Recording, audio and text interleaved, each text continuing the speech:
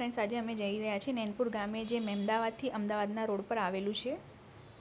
सिद्धिविनायकना मंदिरे दर्शन करवा आवो तो आ मंदिरे जरूर दर्शन करजो। सिद्धिविनायकना मंदिरथी 4 किलोमीटरना अंतरे छे अने तमे जो अमदावादथी आवता होय तो 30 किलोमीटरना अंतरे आ मंदिर आवेलुं छे।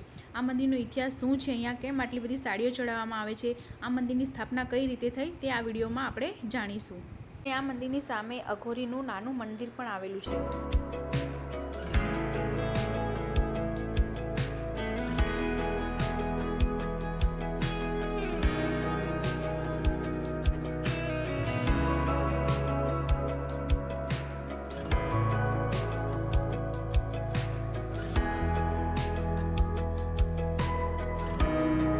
हमणां अमे पहोंच्या छे नैनपुर जवाना रस्ते। तमे जोई रह्या छो नैनपुर गामे जवाना रस्ते तमने आ रीते बधी जग्याए 1 किलोमीटर सुधी तमने साड़ीओ जोवा मळी जशे। रोडनी बंने साइड तमे जोई रह्या हशो, ज्यां जुओ त्यां साड़ीओ लगायेली छे। चुड़ेल मातानुं मंदिर नैनपुर गामे आवेलुं छे, जेने हाई पावर चुड़ेल माताजी तरीके पण ओळखवामां आवे छे। मंदिरना पुजारी लीलाभाई रबारीने रात्रे परचो मळ्यो हतो। मंदिरे एक अखंड ज्योत प्रज्वलित छे अने माताजीने चूड़ी, चांदलो, शणगार अने साड़ीओ चढ़ाववामां आवे छे। हमणां आपणे पहोंची गया छे मंदिरे। तमे जोई रह्या छो अहींया तमने ज्यां जुओ त्यां साड़ीओ जोवा मळशे।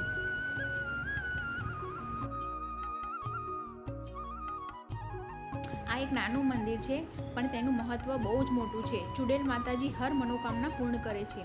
मंदिरना इतिहासनी वात करीए तो कहेवामां आवे छे के आ रोड पर एक्सिडंट खूब ज थता हता अने जेना पण एक्सिडंट थाय तेमनुं घटना स्थळे ज मोत थतुं हतुं।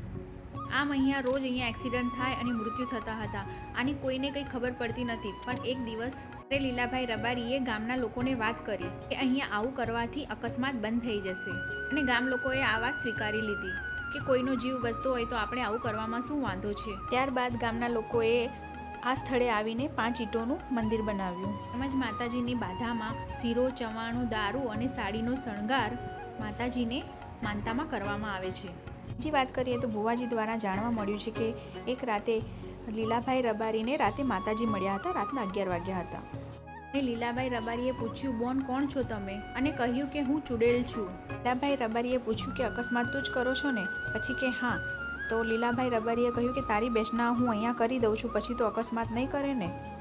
ચુડેલ માતાએ ના પાડી કે હવે હું કોઈને હેરાન નહીં કરું અને ચુડેલ માતાએ કહ્યું, મને બેસાડ્યા પછી ખાવામાં શું આપશો? લીલાભાઈ રબારીએ કહ્યું કે તું જે માંગે અમે આપીશું।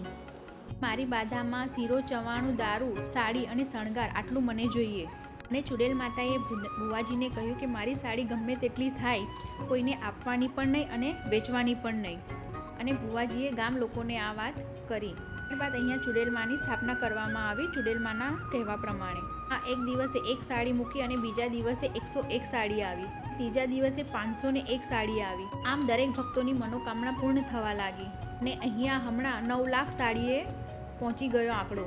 આમ દરેક ભક્તોની મનોકામના પૂર્ણ થયા બાદ અહીંયા સાડી ચઢાવવામાં આવે છે। અહીંયા બાધાની વાત કરીએ તો સંતાન પ્રાપ્તિની બાધા કરે છે અને કોઈના લગ્ન ના થતા હોય તો લગ્ન માટેની પણ માનતા માની શકે છે।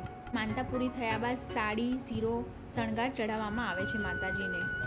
રવિવારના દિવસે હજારો સંખ્યામાં અહીંયા દર્શન કરવા આવે છે અને આ વાતને 15 વર્ષ થયા છે અને રવિવારના દિવસે 1000ની ઉપર સાડીઓ આવે છે। આપણે આગળના વિડીયોમાં કુણઘેરના ચુડેલ માતાજીના દર્શન કર્યા। આજે આપણે નૈનપુરના ચુડેલ માતાજીના દર્શન કર્યા।